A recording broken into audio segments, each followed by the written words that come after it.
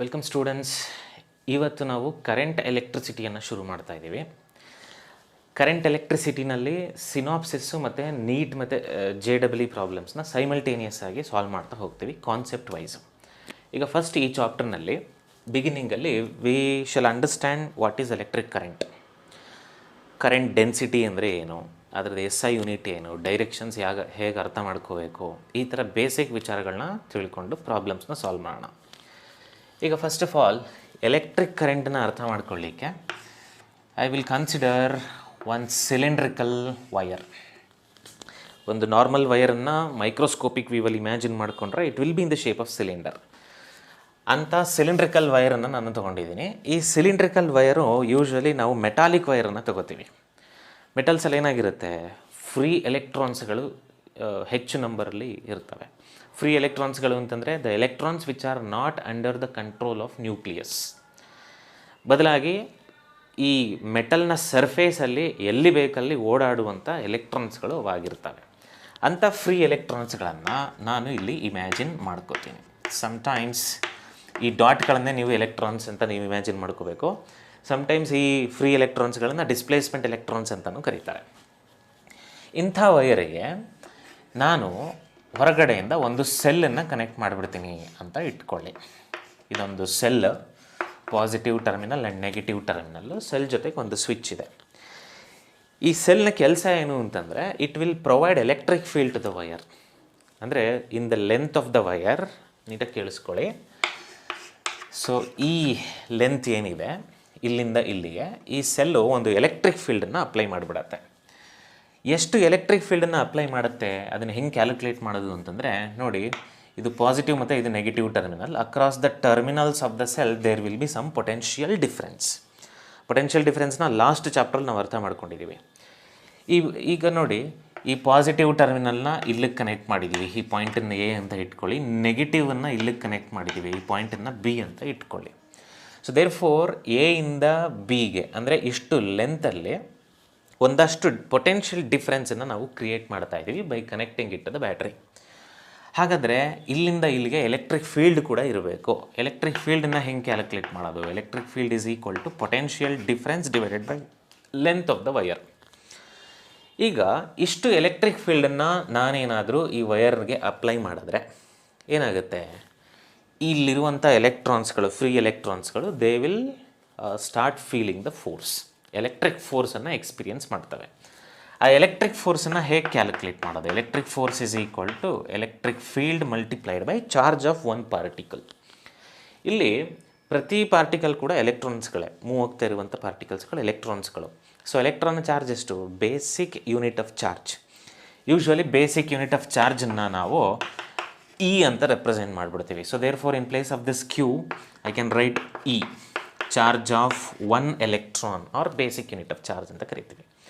ಇಷ್ಟು ಫೋರ್ಸನ್ನು ಎಕ್ಸ್ಪೀರಿಯನ್ಸ್ ಮಾಡಿದಂಥ ಈ ಎಲೆಕ್ಟ್ರಾನ್ಸ್ಗಳು they will start moving in the direction of the force. ಈ ಡೈರೆಕ್ಷನಲ್ಲಿ ಎಲ್ಲ ಎಲೆಕ್ಟ್ರಾನ್ಸ್ಗಳು ಮೂವ್ ಆಗಲಿಕ್ಕೆ ಶುರುವಾಗ್ಬಿಡ್ತವೆ. ಸೊ ಅಬ್ಸರ್ವ್ ಮಾಡಿ, ಡೈರೆಕ್ಷನ್ ಆಫ್ ಫೋರ್ಸ್ ಯಾವ ಕಡೆ ಇದೆ, ಎಲೆಕ್ಟ್ರಾನ್ಸ್ ಯಾವ ಕಡೆ ಆಕ್ಸಲರೇಟ್ ಆಗ್ತಾ ಇದೆ ಅಂತ. So it is accelerating from, or the electrons are moving from B to A.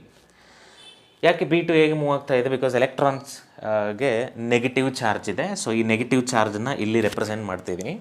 So ಹಾಗಾದರೆ ಫೋರ್ಸು ಮತ್ತು ಈ ಎಲೆಕ್ಟ್ರಿಕ್ ಫೀಲ್ಡ್, ಈ ನೆಗೆಟಿವ್ ಸೈನ್ ಯೂಶ್ವಲಿ ಏನು ರೆಪ್ರೆಸೆಂಟ್ ಮಾಡ್ತಿದೆ ಅಂದರೆ ಎಲೆಕ್ಟ್ರಿಕ್ ಫೀಲ್ಡ್ ಮತ್ತು ಎಲೆಕ್ಟ್ರಿಕ್ ಫೋರ್ಸ್ ಅಪೋಸಿಟ್ ಡೈರೆಕ್ಷನ್ ಇದೆ ಅಂತ ಹೇಳ್ತಾ ಇದೆ. ಸೊ ನೋಡಿ, ಎಲೆಕ್ಟ್ರಿಕ್ ಫೀಲ್ಡ್ ಡೈರೆಕ್ಷನ್ ಯಾವಾಗಲೂ ಪಾಸಿಟಿವ್ ಇಂದ ನೆಗೆಟಿವ್ ಸೈಡ್ ಕಡೆಗೆ. This is the direction of electric field. Electric field ಈ ಕಡೆ ಇರುತ್ತೆ. ಬಟ್ ಈ ಎಲೆಕ್ಟ್ರಾನ್ಸ್ಗಳು ಎಕ್ಸ್ಪೀರಿಯನ್ಸ್ ಮಾಡ್ತಿರೋ ಫೋರ್ಸ್ ಇದೆಯಲ್ಲ, ಈ ಫೋರ್ಸು ಅಪೋಸಿಟ್ ಡೈರೆಕ್ಷನಲ್ಲಿದೆ. ದೇರ್ ಫಾರ್ ಎಲೆಕ್ಟ್ರಾನ್ಸ್ ಎಲ್ಲ ಈ ಕಡೆಗೆ ಮೂವ್ ಆಗ್ತಾ ಇದೆ. ಈ ಥರ ಚಾರ್ಜಸ್ ಏನಾದರೂ ಫ್ಲೋ ಆದರೆ ಇದನ್ನೇ ನಾವು ಎಲೆಕ್ಟ್ರಿಕ್ ಕರೆಂಟ್ ಅಂತ ಕರೀಬೇಕು. ಇನ್ಫ್ಯಾಕ್ಟ್ ಎಲೆಕ್ಟ್ರಿಕ್ ಕರೆಂಟ್ ಅಂದರೆ rate of flow of charges ಅಂತಲೂ ಕರೀತಾರೆ.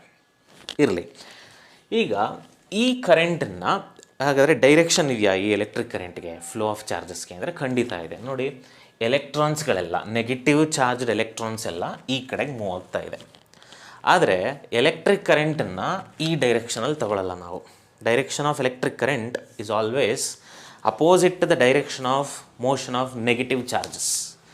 ಸೊ ಹಾಗಾಗಿ ಎಲೆಕ್ಟ್ರಿಕ್ ಕರೆಂಟ್ ಯಾವ ಡೈರೆಕ್ಷನಲ್ಲಿ ಇರುತ್ತೆ ಈ ವೈರ್ನಲ್ಲಿ ಅಂತಂದರೆ ಈ ಡೈರೆಕ್ಷನಲ್ಲೇ ತಗೋಬೇಕು. ಅಂದರೆ in the direction same as the electric field, okay, ಅಥವಾ opposite the direction of electrons motion. So therefore ಈ ಸರ್ಕ್ಯೂಟ್ನಲ್ಲಿ ನೀವು ಬರೆಯೋದಾದರೆ ಎಲೆಕ್ಟ್ರಿಕ್ ಕರೆಂಟನ್ನು ಹೀಗೆ ಬರ್ಕೋಬೇಕು. ಸೊ ಎಲೆಕ್ಟ್ರಿಕ್ ಕರೆಂಟ್ ಯಾವಾಗಲೂ ಪಾಸಿಟಿವ್ ಟರ್ಮಿನಲ್ ಆಫ್ ದ ಸೆಲ್ಲಿಂದ ಹೊರಟು ಹಿಂಗೆ ಹೋಗಿ ವಾಪಸ್ ಹಿಂಗೆ ಸರ್ಕ್ಯೂಟನ್ನು ಕಂಪ್ಲೀಟ್ ಮಾಡುತ್ತೆ. ಯಾಕೆ ಹೀಗೆ ತಗೋಬೇಕು ಅಂತಂದರೆ ಬಿಕಾಸ್ ಇಲ್ಲಿ ನೋಡಿ, ಕಂಡಕ್ಟರ್ನಲ್ಲಿ ಬರೀ ಎಲೆಕ್ಟ್ರಾನ್ಸ್ಗಳು ಮಾತ್ರ ಇರ್ತವೆ, ಅವುಗಳು ಮಾತ್ರ ಫ್ಲೋ ಆಗುವಂಥದ್ದು, ಬೇರೆ ಯಾವ ಥರದ ಚಾರ್ಜಸ್ಸು ಇರೋದಿಲ್ಲ. But conventional direction of current ಹೇಗೆ ತಗೋಬೇಕು ಅಂತಂದರೆ ಯಾವಾಗಲೂ in the direction of motion of positive charges. But problem is ಕಂಡಕ್ಟರ್ನಲ್ಲಿರುವಂಥದ್ದು ಬರೀ ಎಲೆಕ್ಟ್ರಾನ್ಸ್ಗಳಷ್ಟೇ, ಫ್ರೀ ಆಗಿ ಓಡಾಡುವಂಥ ಚಾರ್ಜ್ಗಳು ಎಲೆಕ್ಟ್ರಾನ್ಸ್ಗಳು which are negative charge. So therefore ನಾವೇನು ಮಾಡಬೇಕಾಗಿದ್ದರೆ ಎಲೆಕ್ಟ್ರಾನ್ಸು ಬಿ ಇಂದ ಎಗೆ ಮೂವ್ ಆಗ್ತಾ ಇದೆ ಅಂತ ನಾವು ಇಮ್ಯಾಜಿನ್ ಮಾಡಿಕೊಂಡ್ರೆ ವರ್ಚುವಲಿ ಇಷ್ಟೇ ಪಾಸಿಟಿವ್ ಚಾರ್ಜಸ್ಸು ಎ ಇಂದ ಬಿಗೆ ಹೋಗ್ತಾ ಇದೆ, ಅದರ ಅಪೋಸಿಟ್ ಡೈರೆಕ್ಷನಲ್ಲಿ ಹೋಗ್ತಾ ಇದೆ ಅಂತ ನಾವು ಇಮ್ಯಾಜಿನ್ ಮಾಡ್ಕೋಬೋದು.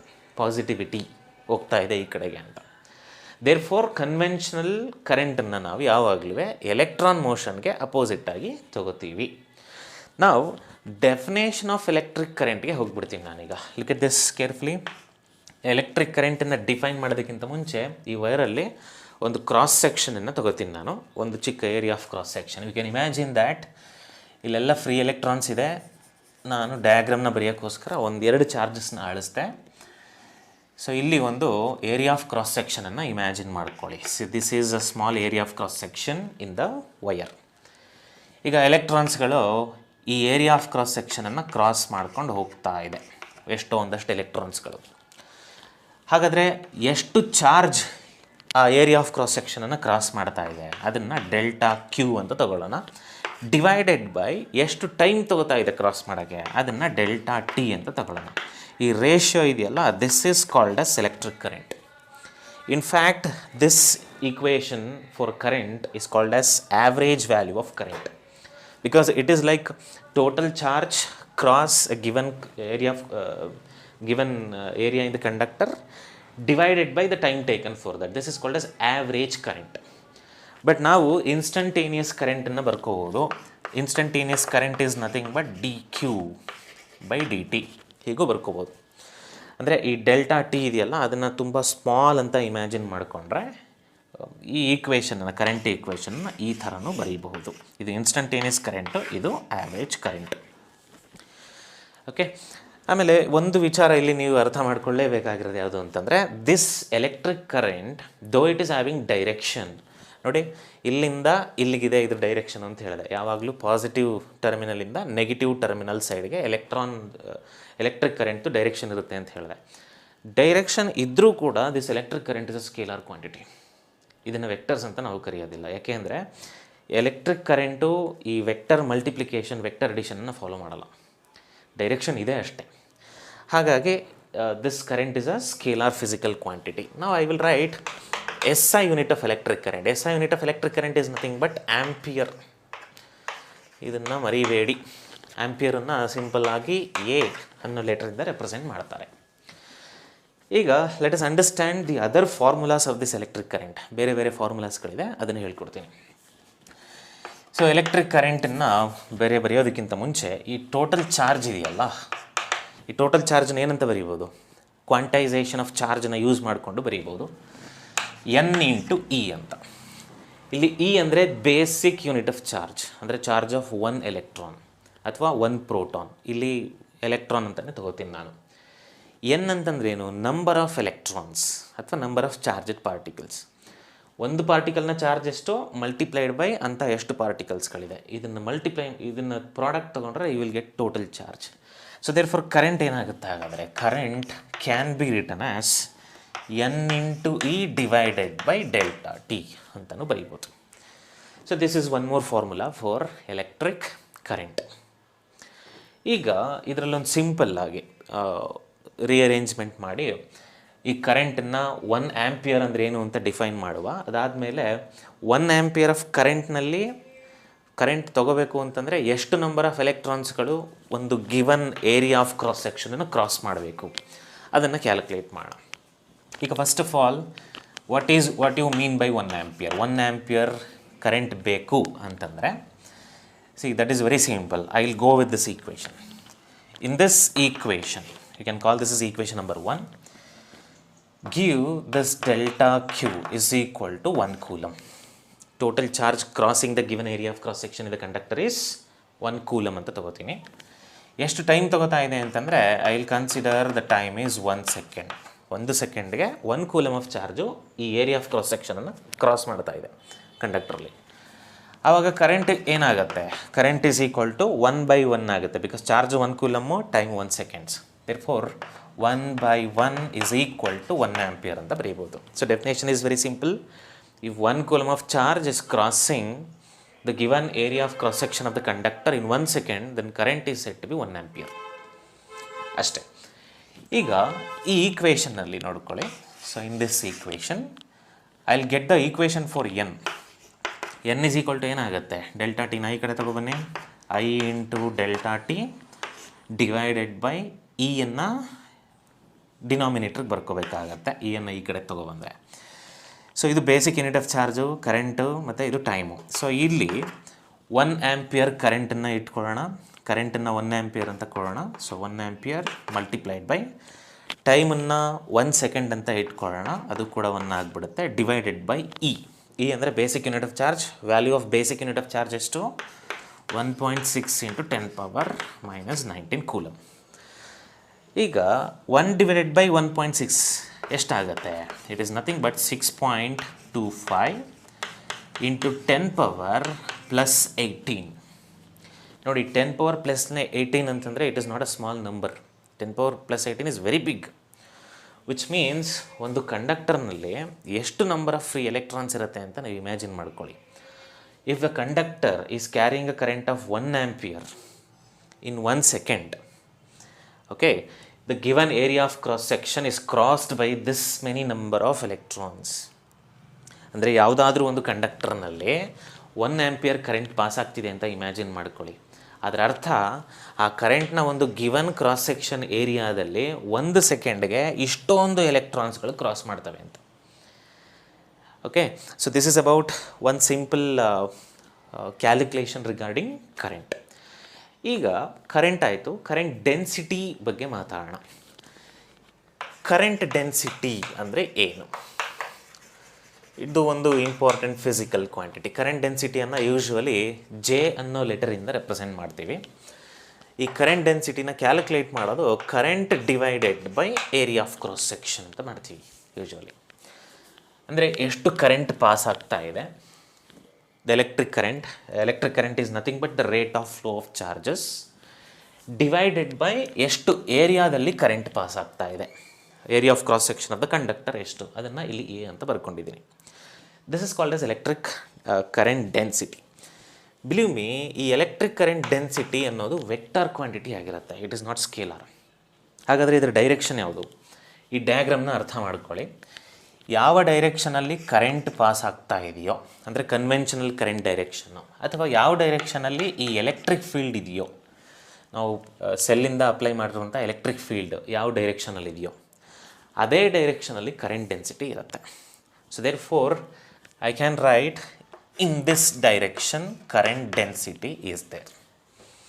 ಕರೆಂಟ್ ಡೆನ್ಸಿಟಿ ಡೆಫಿನೇಷನ್ ಸಿಕ್ತು ನನಗೆ. ಹಾಗಾದರೆ what is the SI unit of current density? Let us understand that this current density current by area ಅಂತ ಇದೆ. ಕರೆಂಟ್ಗೆ SI ಯೂನಿಟ್ ಏನು? ಆ್ಯಂಪಿಯರ್. ಏರಿಯಾಗೆ SI unit metre square.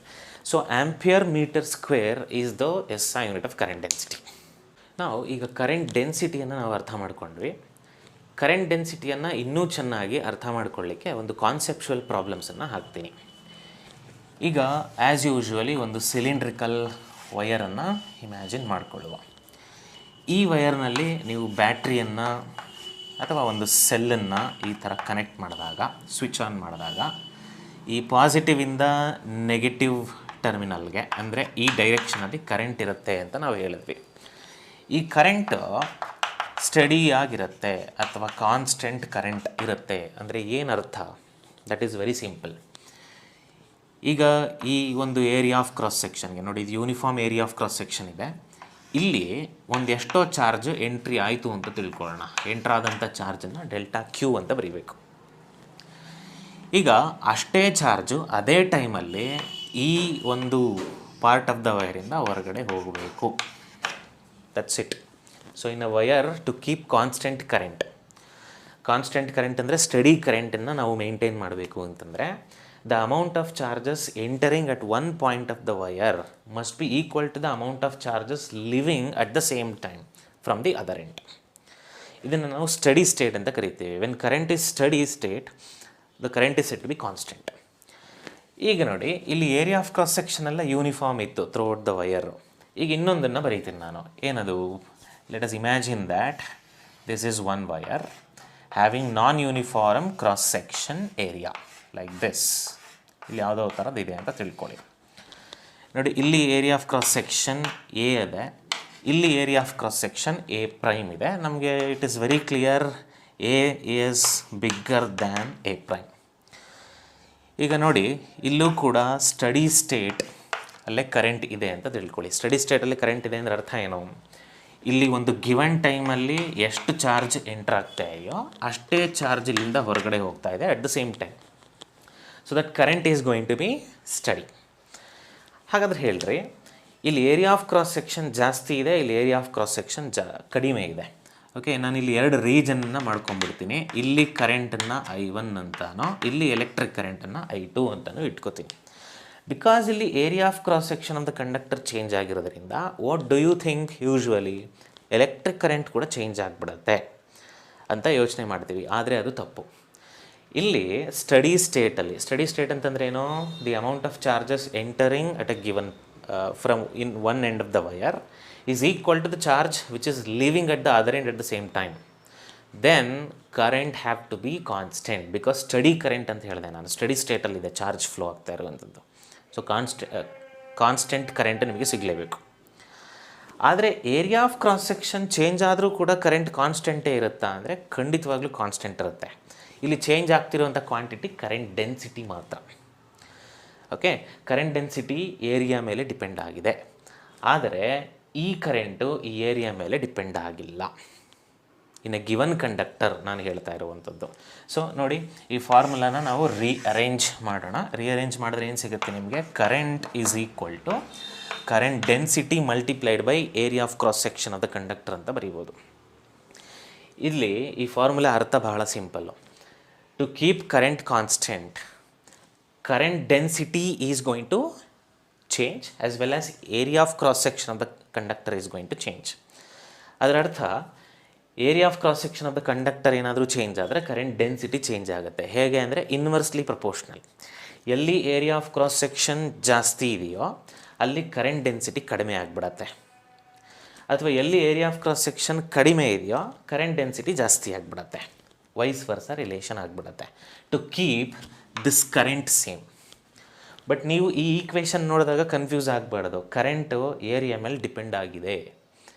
Area change ಆದರೆ, ಅಂದರೆ ಏರಿಯಾ ಜಾಸ್ತಿ ಆದರೆ ಕರೆಂಟ್ ಜಾಸ್ತಿ ಆಗುತ್ತೆ, ಏರಿಯಾ ಕಡಿಮೆ ಆದರೆ ಕರೆಂಟ್ ಕೂಡ ಕಡಿಮೆ ಆಗುತ್ತೆ ಅಂತ ಇಮ್ಯಾಜಿನ್ ಮಾಡ್ಕೋಬಾರ್ದು. The change in area, okay, in a given wire under the constant potential difference, I mean current steady ಆಗಿದ್ದಾಗ ಏರಿಯಾ ಚೇಂಜ್ ಆದರೆ ಕರೆಂಟು ಚೇಂಜ್ ಆಗೋದಿಲ್ಲ, ವ್ಯಾಲ್ಯೂ ಆಫ್ ಕರೆಂಟ್ ಹಾಗೇ ಇರುತ್ತೆ. ಆದರೆ ಕರೆಂಟ್ ಡೆನ್ಸಿಟಿ ಮಾತ್ರ ಚೇಂಜ್ ಆಗುತ್ತೆ. So it is very clear. ಇಲ್ಲಿ area of cross section ಜಾಸ್ತಿ ಇರೋದ್ರಿಂದ ಕರೆಂಟ್ ಡೆನ್ಸಿಟಿಯನ್ನು ಜೆ ಅಂತ ಬರ್ಕೋತೀನಿ, ಇಲ್ಲಿ ಜೆ ಪ್ರೈಮ್ ಅಂತ ಬರ್ಕೋತೀನಿ. ಸೊ ಇಲ್ಲಿ ಏರಿಯಾ ಆಫ್ ಕ್ರಾಸ್ ಸೆಕ್ಷನ್ ಜಾಸ್ತಿ ಇರೋದ್ರಿಂದ J is less than J prime. ಇಲ್ಲಿ ಕರೆಂಟ್ ಡೆನ್ಸಿಟಿಗಿಂತ ಇಲ್ಲಿ ಕರೆಂಟ್ ಡೆನ್ಸಿಟಿ ಕಡಿಮೆ ಇದೆ. ಸೊ ಇವಾಗ ನ್ಯೂಮರಿಕಲ್ ಪ್ರಾಬ್ಲಮ್ಸನ್ನು ನೋಡೋಣ ಕರೆಂಟ್ ಮತ್ತು ಕರೆಂಟ್ ಡೆನ್ಸಿಟಿ ಕಾನ್ಸೆಪ್ಟ್ ಮೇಲೆ. ಮೊದಲನೇ ಪ್ರಾಬ್ಲಮ್ ಇಲ್ಲಿ ಕೊಟ್ಟಿದ್ದಾರೆ. ಇದು actually JEE problem. If charge is equal to alpha t minus beta t square plus gamma into t power q ಅಂತ ಹೇಳಿದ್ದಾರೆ. ಇಲ್ಲಿ ಕ್ಯೂ ಅಂದರೆ ಚಾರ್ಜು, ಟಿ ಅಂತಂದರೆ ಟೈಮು, ಆಲ್ಫಾ ಬೀಟಾ ಗಾಮಾ ಅಂತಂದರೆ ಅವೆಲ್ಲ ಪಾಸಿಟಿವ್ ಕಾನ್ಸ್ಟೆಂಟ್ಸ್ಗಳಾಗಿದೆ. ಅಂದರೆ ಇಲ್ಲಿ charge is a function of time. ಹಾಗಾದರೆ ಏನನ್ನ ಫೈಂಡ್ ಔಟ್ ಮಾಡಬೇಕು ನಾವು? ಮಿನಿಮಮ್ ವ್ಯಾಲ್ಯೂ ಆಫ್ ಕರೆಂಟ್ ಎಷ್ಟು ಅನ್ನೋದನ್ನು ಫೈಂಡ್ ಔಟ್ ಮಾಡಬೇಕು. So let's solve this problem and understand how to calculate the minimum value of current. ನಮಗೆ ಚಾರ್ಜ್ ಏನಾದರೂ ಫಂಕ್ಷನ್ ಆಫ್ ಟೈಮ್ ಥರ ಕೊಟ್ಟಿದ್ರೆ ಕರೆಂಟನ್ನು ಹೇಗೆ ಕ್ಯಾಲ್ಕುಲೇಟ್ ಮಾಡಬೇಕು ಅದನ್ನು ಇವಾಗ ಹೇಳ್ತಾ ಇದ್ದೀನಿ.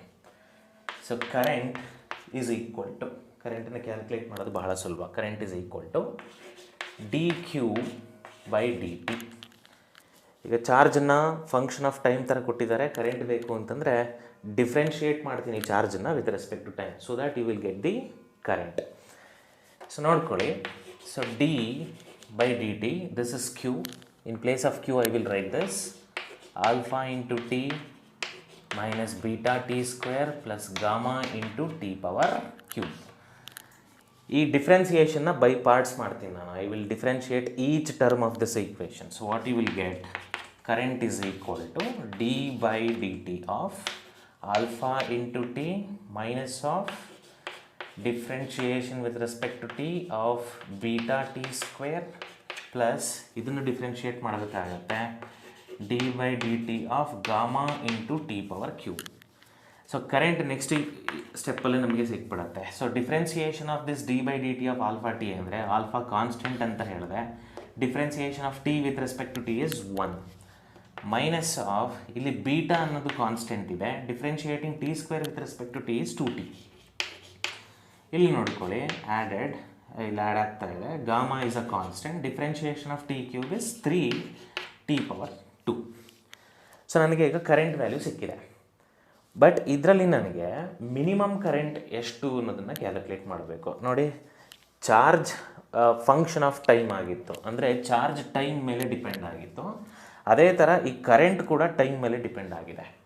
ಹಾಗಾದರೆ ಮಿನಿಮಮ್ ಕರೆಂಟ್ ಯಾವಾಗ ಬರುತ್ತೆ, ಮ್ಯಾಕ್ಸಿಮಮ್ ಕರೆಂಟ್ ಯಾವಾಗ ಬರುತ್ತೆ, ಅದನ್ನು ಅರ್ಥ ಮಾಡ್ಕೋಬೇಕು ಅಂದರೆ ನೆಕ್ಸ್ಟ್ ಸ್ಟೆಪ್ಸು ಬಹಳ important. Look at this carefully. ನಾನು ಈ ಕರೆಂಟನ್ನು ವಿತ್ ರೆಸ್ಪೆಕ್ಟ್ ಟು ಟೈಮ್ ಈಗ ಇನ್ನೊಂದು ಸಾರಿ ಡಿಫ್ರೆನ್ಷಿಯೇಟ್ ಮಾಡ್ತೀನಿ ಮತ್ತು ಅದನ್ನು ಈಕ್ವೇಟ್ ಮಾಡ್ತೀನಿ. ಯಾವುದಕ್ಕೆ, ಯಾತಕ್ಕೋಸ್ಕರ ಇದನ್ನು ಮಾಡ್ತಿದ್ದೀನಿ ಅಂದರೆ to get the value of t. Okay, ನಾವು let us understand this carefully.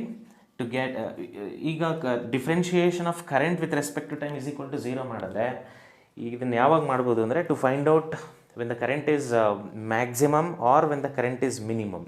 ಎರಡೂ ಕೇಸಸಲ್ಲಿ ಡಿ ಐ ಬೈ ಡಿ ಟಿಯನ್ನು 0 ಮಾಡ್ಬೋದು. ಸೊ ದ್ಯಾಟ್ ಈ ಟಿ ವ್ಯಾಲ್ಯೂ ನನಗೆ ಸಿಗುತ್ತೆ. ಅಂದರೆ ಯಾವ ಟೈಮಲ್ಲಿ ಕರೆಂಟ್ ಮ್ಯಾಕ್ಸಿಮಮ್ ಆಗ್ತಾ ಇದೆ ಅಥವಾ ಯಾವ ಟೈಮಲ್ಲಿ ಕರೆಂಟ್ ಮಿನಿಮಮ್ ಆಗ್ತಾ ಇದೆ ಅನ್ನೋದನ್ನು ನಾವು ಈ d I by d t is equal to 0 ಮಾಡೋದ್ರಿಂದ ಫೈಂಡ್ ಔಟ್ ಮಾಡ್ಕೋಬೋದು. So look at this carefully. So differentiating this current with respect to time again. So what you will get, differentiation of current with respect to time is equal to, ಇಲ್ಲಿ t ಅನ್ನೋದೇ ಇಲ್ಲ, so therefore differentiation of alpha is a constant is 0. So therefore ಇಲ್ಲಿ differentiating this with respect to time ಮಾಡಿದ್ರೆ -2 beta ಸಿಗುತ್ತೆ. ಇಲ್ಲಿ T square ಇದೆ, differentiate ಮಾಡಬಹುದು, ನಿಮಗೆ ಪಾಸಿಟಿವ್ ಸೈನೇ ಇದೆ ಇಲ್ಲಿ. So therefore 2 into 3 is 6 gamma into t ಅಂತ ಸಿಗುತ್ತೆ. ಸೊ ಇದು differentiation of current with respect to time. ಈಗ ವ್ಯಾಲ್ಯೂ ಆಫ್ ಟಿನ ಫೈಂಡ್ ಔಟ್ ಮಾಡಬೇಕು ಅಂತಂದರೆ ಈ ಡಿ ಐ ಬೈ ಡಿ ಟಿನ ಈಕ್ವಲ್ ಟು 0 ಅಂತ ಮಾಡ್ಕೋಬೇಕು. ಹಾಗಾಗಿ I will write, okay, because of these two equation I will write -2 beta plus 6 gamma into t is equal to 0 ಈ ಥರ ಬರ್ಕೋತೀನಿ. ಅಥವಾ 6 gamma t is equal to 2 times of beta ಅಂತ ಬರ್ಕೋತೀನಿ. So ಇಲ್ಲಿ 2 1s 2 3s ಹೊರಟೋಗುತ್ತೆ. So ಇನ್ನು ಉಳ್ಕೊಳ್ಳೋದು ನನಗೆ t is equal to beta divided by 3 gamma ಅಂತ ಸಿಗುತ್ತೆ. ಅಂದರೆ ಇಲ್ಲಿ ನೀಟಾಗಿ ಅರ್ಥ ಮಾಡ್ಕೊಳ್ಳಿ, ಈ ಟೈಮಲ್ಲಿ time is equal to beta divided by 3 gamma, ಈ ಟೈಮಲ್ಲಿ ಕರೆಂಟ್ ಮ್ಯಾಕ್ಸಿಮಮ್ ಆದರೂ ಆಗಿರ್ಬೋದು ಅಥವಾ ಮಿನಿಮಮ್ ಬೇಕಾದರೂ ಆಗಿರ್ಬೋದು. ಹಾಗಾದರೆ ಕರೆಂಟ್ ಇಲ್ಲಿ ಈ ಟೈಮಲ್ಲಿ ಮ್ಯಾಕ್ಸಿಮಮ್ ಇದೆಯಾ ಮಿನಿಮಮ್ ಇದೆಯಾ ಅಂತ ಹೇಗೆ ಫೈಂಡ್ ಔಟ್ ಮಾಡೋದು? ಅದಕ್ಕೊಂದು ಕಂಡೀಷನ್ ಇದೆ. ಏನದು ಕಂಡೀಷನ್ ಅಂತಂದರೆ, ಈ d I by d T ಮಾಡಿದ್ವಿ ನಾವು, ಇದನ್ನು ಫಸ್ಟ್ ಡಿರೈವೇಟಿವ್ ಆಫ್ ಕರೆಂಟ್ ಅಂತ ಕರಿತೀವಿ. ಕರೆಂಟನ್ನು ಇನ್ನೊಂದು ಸಲ ಡಿಫ್ರೆನ್ಷಿಯೇಟ್ ಮಾಡಬೇಕು, ಅಂದರೆ ಡಬಲ್ ಡಿರೈವೇಟಿವ್ ಆಫ್ ಕರೆಂಟನ್ನು ಫೈಂಡ್ ಔಟ್ ಮಾಡ್ಕೋಬೇಕು. ಹೇಗೆ ಡಬಲ್ ಡಿರೈವೇಟಿವ್ ಆಫ್ ಕರೆಂಟನ್ನು ಫೈಂಡ್ ಔಟ್ ಮಾಡ್ಕೊಳ್ಳೋದು? D square I divided by d t square ಮಾಡ್ಕೋಬೇಕು. ಈ d square I by d t square ಏನಾದರೂ ಪಾಸಿಟಿವ್ ಆದರೆ, ನಮಗೇನಾದರೂ ಪಾಸಿಟಿವ್ ಬಂದರೆ ನಾವು ಈ ಟೈಮಲ್ಲಿ, ಓಕೆ, ಎಲ್ಲ ಟೈಮಲ್ಲೂ ಅಲ್ಲ, at this time if this d square by d t square is positive, at t is equal to beta divided by 3 gamma. ಹಾಗಾದರೆ ನಾವು ಕರೆಂಟನ್ನು ಮಿನಿಮಮ್ ಅಂತ ಹೇಳ್ಬೋದು. Okay, this is current is minimum. Suppose ಈ d square I divided by d t square ಏನಾದರೂ ಅಂದರೆ double derivative of current ಏನಾದರೆ negative ಆಗೋದ್ರೆ ಲೆಸ್ ದ್ಯಾನ್ 0 ಬಂದರೆ ಯಾವ ಟೈಮಲ್ಲಿ at t is equal to beta divided by 3 gamma, then we use to say current is maximum. Okay, ಆ ಕಂಡೀಷನ್ಸನ್ನು ಹೀಗೆ ಚೆಕ್ ಮಾಡ್ತೀನಿ. ಚೆಕ್ ಮಾಡೋದಕ್ಕೆ we have to differentiate this current again with respect to time, ಅಂದರೆ double derivative of ಕರೆಂಟನ್ನು ಮಾಡ್ಕೋಬೇಕು. So ಈಗ ನನಗೆ d I by d t ಇಲ್ಲದೆ ಡಬಲ್ ಡಿಫ್ರೆನ್ಷಿಯೇಟ್ ಮಾಡೋದು ಅಂತಂದರೆ ನೀವೇ ಕೇಳಿಸ್ಕೊಳ್ಳಿ. D square I divided by d t square is nothing but differentiation of this d I by d T only. ಈ d I by d t ಏನು ಬಂದಿದೆ ಅದನ್ನು ಇನ್ನೊಂದ್ಸಲ ಡಿಫ್ರೆನ್ಷಿಯೇಟ್ ಮಾಡೋದು ಅಂತ, ಅಂದರೆ ಈ ಈಕ್ವೇಷನನ್ನು ಇನ್ನೊಂದ್ಸಲ ಡಿಫ್ರೆನ್ಷಿಯೇಟ್ ಮಾಡಬೇಕು. ಅದನ್ನು ಇಲ್ಲಿ ಮಾಡ್ತೀನಿ ನಾನು. So d square I divided by d t square is equal to, ಇದನ್ನು ಮತ್ತೆ ಡಿಫ್ರೆನ್ಷಿಯೇಟ್ ಮಾಡುವ. Differentiating with respect to time. ನೋಡಿ ಇಲ್ಲಿ ಟಿ ಅನ್ನೋದೇ ಇಲ್ಲ, so differentiation of this term will be equal to 0. ಹಾಗಾದರೆ ಇದನ್ನು ಡಿಫ್ರೆನ್ಷಿಯೇಟ್ ಮಾಡಿದ್ರೆ ಏನು ಸಿಗುತ್ತೆ ನಮಗೆ? That will be equal to 6 gamma. So double derivative of current with respect to time ನಿಮಗೆ 6 ಗಾಮಾ ಅಂತ ಸಿಗ್ತಾ ಇದೆ. ಆ 6 ಗಾಮಾ ಅನ್ನೋದೇನು? ನಾನು ಹೇಳಿದೆ gamma is a positive constant here. 6 is just a number which is more than 0. So ಹಾಗಾಗಿ double derivative of current okay with respect to time is going to be a constant, is going to be a positive value more than 0. Positive ಇದೆ ಅಂತಂದರೆ ಅರ್ಥ ಏನು? At this time you will get minimum current. That's what the condition I said. So therefore, look at this carefully. To calculate minimum current ಬೇಕು ಅಂತಂದರೆ ಇಲ್ಲೇನು current equation ನಮಗೆ ಸಿಕ್ಕಿದೆ, ಈ ಕರೆಂಟ್ ಈಕ್ವೇಷನ್ಗೆ ಈ ಟೈಮನ್ನು ಸಬ್ಸ್ಟಿಟ್ಯೂಟ್ ಮಾಡಬೇಕು ಅಷ್ಟೇ. ಆಗ ನಮಗೆ ಮಿನಿಮಮ್ ವ್ಯಾಲ್ಯೂ ಆಫ್ ಕರೆಂಟ್ ಸಿಗುತ್ತೆ. ಸೊ ಅದನ್ನೀಗ ನಾನು ಮಾಡ್ತೀನಿ. ಕರೆಂಟ್ ವ್ಯಾಲ್ಯೂ ಏನಿದೆ, ಮಿನಿಮಮ್ ಕರೆಂಟ್ ವ್ಯಾಲ್ಯೂ ಬೇಕು ಅಂತಂದರೆ ಸೇಮ್ ಈ ಕರೆಂಟ್ನ ಬರ್ಕೋಬೇಕು. Alpha minus 2 beta. I will write this 2 beta. In place of this t I am going to substitute this value. ಅಂದರೆ ಈ t value beta divided by 3 gamma ಅಂತ ಏನಿದೆ ಅದನ್ನು ಬರ್ಕೋತೀನಿ.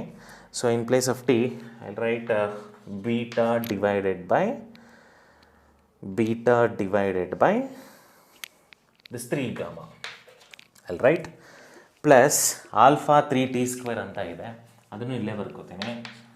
ಆಲ್ಫಾ 3t ಸ್ಕ್ವೇರ್, ಟಿ ಸ್ಕ್ವೇರ್ಗೆ ಇದನ್ನು ಸ್ಕ್ವೇರ್ ಮಾಡಿ ಬರ್ಕೋಬೇಕು.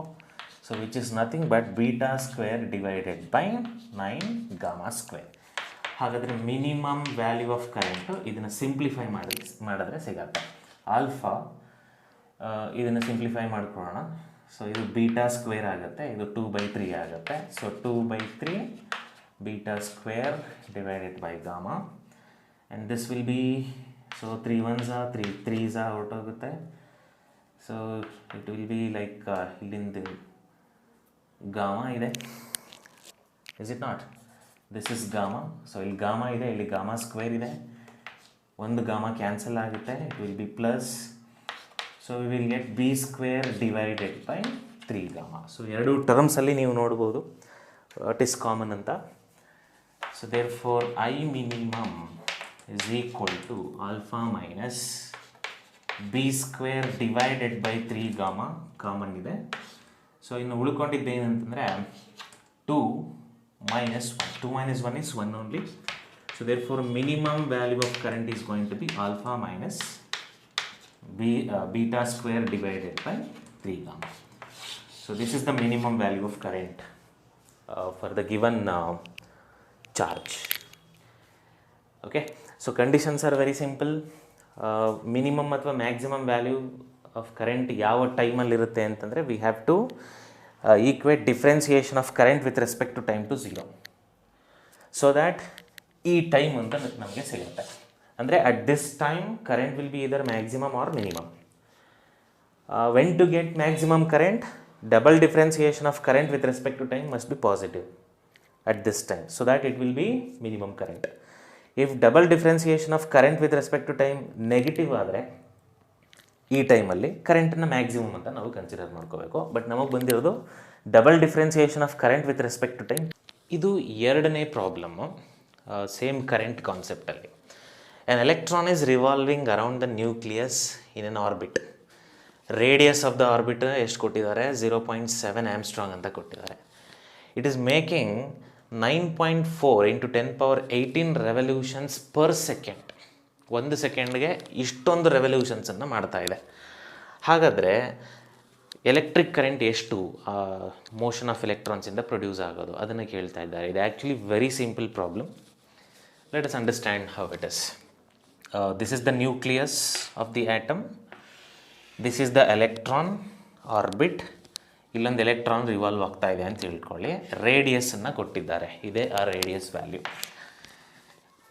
ಈ electron ಏನಾದರೂ ರಿವಾಲ್ವ್ ಆಗುವಾಗ ಇಷ್ಟು ರೆವಲ್ಯೂಷನ್ಸನ್ನು ಕಂಪ್ಲೀಟ್ ಮಾಡಿದ್ರೆ ಒಂದು ಸೆಕೆಂಡ್ಗೆ ಎಷ್ಟು ಕರೆಂಟ್ ಅಂತ ಕೇಳ್ತಾ ಇದ್ದಾರೆ. ನಾನು ಕರೆಂಟ್ಗೆ ಡೈರೆಕ್ಟ್ ಫಾರ್ಮುಲಾವನ್ನು ಹಾಕೋತೀನಿ. Current is equal to charge divided by time. ಎಷ್ಟು ಚಾರ್ಜು ಫ್ಲೋ ಆಗ್ತಾ ಇದೆ ಡಿವೈಡೆಡ್ ಬೈ ಎಷ್ಟು ಟೈಮ್ ತೊಗೋತಾ ಇದೆ ಫ್ಲೋ ಆಗಲಿಕ್ಕೆ ಅಂತ. ಸೊ ಇಲ್ಲಿ ಈಗ ಈ ಎಲೆಕ್ಟ್ರಾನ್ ಇಲ್ಲಿಂದ ಶುರು ಮಾಡಿದ್ರೆ ಆ್ಯಂಟಿ ಕ್ಲಾಕ್ ವೈಸ್ ಡೈರೆಕ್ಷನಲ್ಲಿ ವಾಪಸ್ ಇಲ್ಲಿಗೆ ಬಂತು ಅಂತ ತಿಳ್ಕೊಳ್ಳಿ. ಅದನ್ನು ಒಂದು ರೆವಲ್ಯೂಷನ್ ಅಂತ ಕರಿಬೇಕು. The time taken by this electron to complete ಒಂದು ರೆವಲ್ಯೂಷನ್ ಎಷ್ಟು ಟೈಮ್ ತೊಗೋತೋ ಅದನ್ನು ಟೈಮ್ ಪೀರಿಯಡ್ ಅಂತ ಕರೀಬೋದು. ಇದೇ ಆ ಟೈಮ್ ಪೀರಿಯಡ್ ಅಂತ ಅಂದ್ಕೊಳ್ಳಿ. ಇದು ಚಾರ್ಜ್.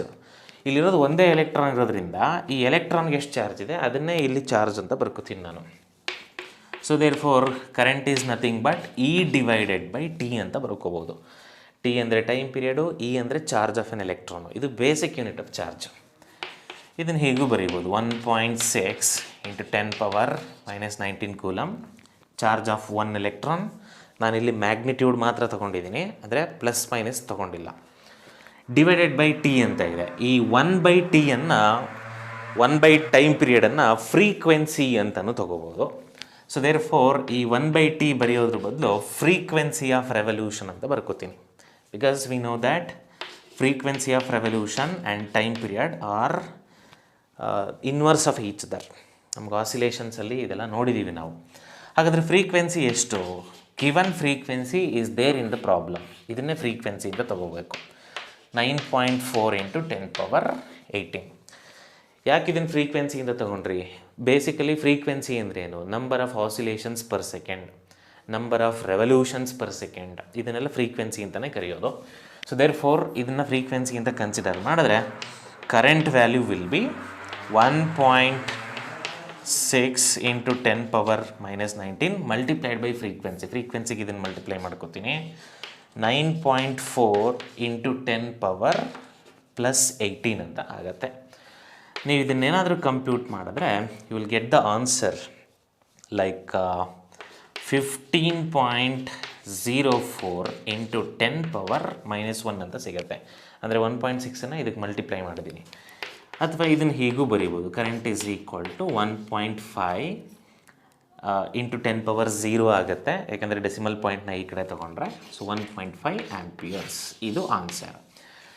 ಯಾವುದು ಕರೆಕ್ಟ್ ಆಪ್ಷನ್ ಅಂತಂದರೆ option B is correct. The simple problem. ಇದು ಮೂರನೇ problem. N electric bulb it is carrying a current off 0.6 amperes. ಎಷ್ಟೊತ್ತು ಕ್ಯಾರಿ ಮಾಡ್ತಾ ಇದೆ? For 10 minutes. ಹಾಗಾದರೆ ಆ ಬಲ್ಬ್ ಮುಖಾಂತರ ಎಷ್ಟು ಚಾರ್ಜ್ ಪಾಸ್ ಆಗ್ತಾ ಇದೆ ಅಂತ ಕೇಳ್ತಾ ಇದ್ದಾರೆ. ಇಷ್ಟು ಆಪ್ಷನ್ಸ್ ಇದೆ.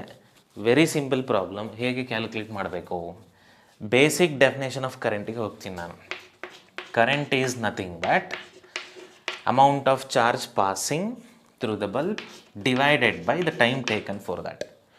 ಅವ್ರು ಕೇಳ್ತಾ ಇರೋದು ಚಾರ್ಜ್ ಎಷ್ಟು ಅಂತ ಕೇಳ್ತಿದ್ದಾರೆ. So therefore charge is equal to current into ∆T. ಇಷ್ಟೇ ತಗೋತೀನಿ. ಸೊ ನಾವು charge is equal to, in place of this current the given value of current is 0.6. ಇದನ್ನು 0.6 ಆಂಪಿಯರ್ಸ್ ಅಂತ ತಗೋತೀನಿ. ಮಲ್ಟಿಪ್ಲೈಡ್ ಬೈ ಎಷ್ಟು ಟೈಮ್ ಫ್ಲೋ ಆಗ್ತಾ ಇದೆ current, ಎಷ್ಟು ಹೊತ್ತು? 10 ಮಿನಿಟ್ಸ್ ಅಂತ ಕೊಟ್ಟಿದ್ದಾರೆ. ಸೊ ನಾನು 10 ಮಿನಿಟ್ಸ್ ಅಂತಲೇ ಬರ್ಕೊಳ್ಳೋ ಹಾಗಿಲ್ಲ. We have to convert this minute into seconds, because second is the SI unit of time. So that 10 minutes multiplied by 60 ಮಾಡ್ಕೋಬೇಕು, because each minute is 60 seconds. So what is the total charge then? Total charge will be obtained, it is equal to, ನೀವು ಇದನ್ನು multiply ಮಾಡಿದ್ರೆ you will get it as 360 coulomb. ಹಾಗಾದರೆ correct option ಯಾವುದು? Option C is correct. 360 coulomb ಅಷ್ಟು charge flow ಆಗ್ತದೆ.